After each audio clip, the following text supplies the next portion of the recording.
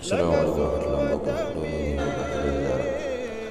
di sàkk ci yow bu dee gën a jël seen bi dafa mën naa TV nga abonné te ko si cloche de notification ngir bépp vidéo boo xam ne wala ñu rawal bokk ci ñëkk a jot te di ko yaatal bu baax a baax jaa ngeen jëf.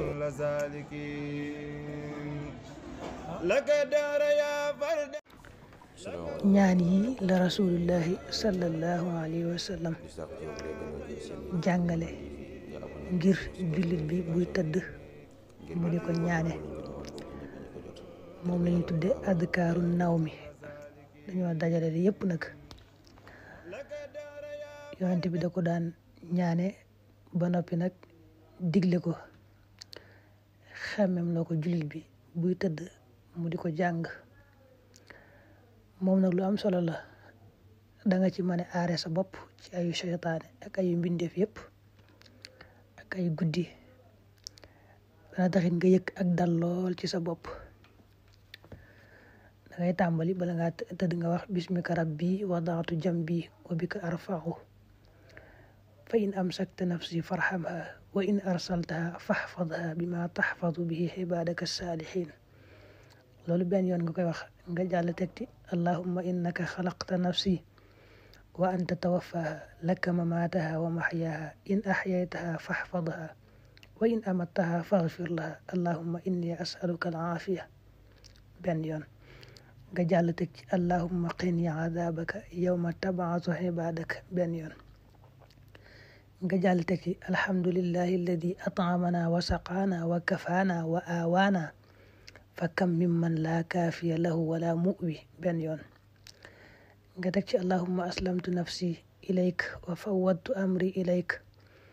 wa wajjahtu wajhi ilayk wa alja'tu dhahri ilayk raghbatan wa rahbatan ilayk laa malja'a wala manja'a minka illa ilayk amantu bi kitaabika alladhi anzalta wa bi nabiyyika alladhi arsalta benn yoon nga jàll teg ci subhanallah 33 fanweer ak ñett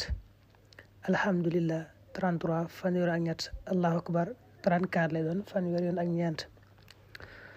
nga daal di boole sa yaari tenq dajale leen nii tàllal leen sa yaari loxo daal ci tifli jàng saaru lixlaas qul huwallahu ahad ba mu àgg nga teg ci falaqi teg ci naasi daal di raay saw yaram da ngay tàmbalee sa bopp sa xar kanam wàcc ba loo mën a raay ci saw yaram rek baax na nga teg ci nag nga wax a'uudu billahi min ashaytaani rajim teg ci amana rasul bima unzila ilayhi min rabbi mooy mujjug baqara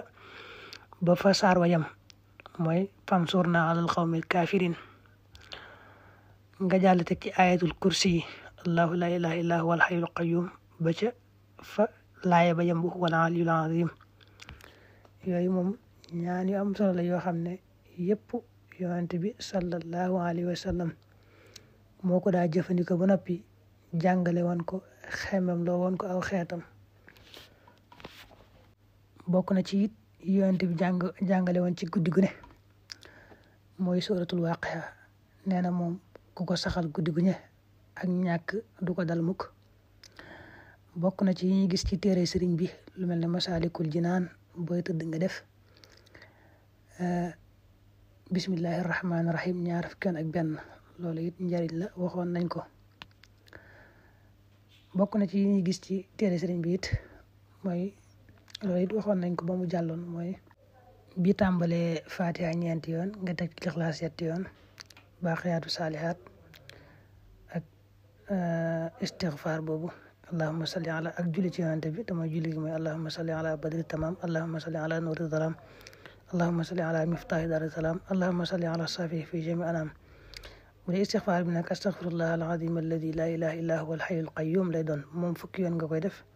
salaatu gi ñu wax léegi fukki yoon lay doon yooyu njariñam yu bari waxoon nañ ko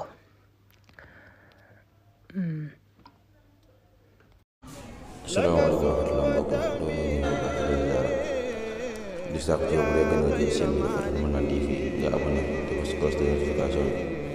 ngir bépp vidéo boo xam ne wala ñu rawal bokk ci ñëkk a jot te di ko yaatal bu baax a baax jaa ngeen jëf.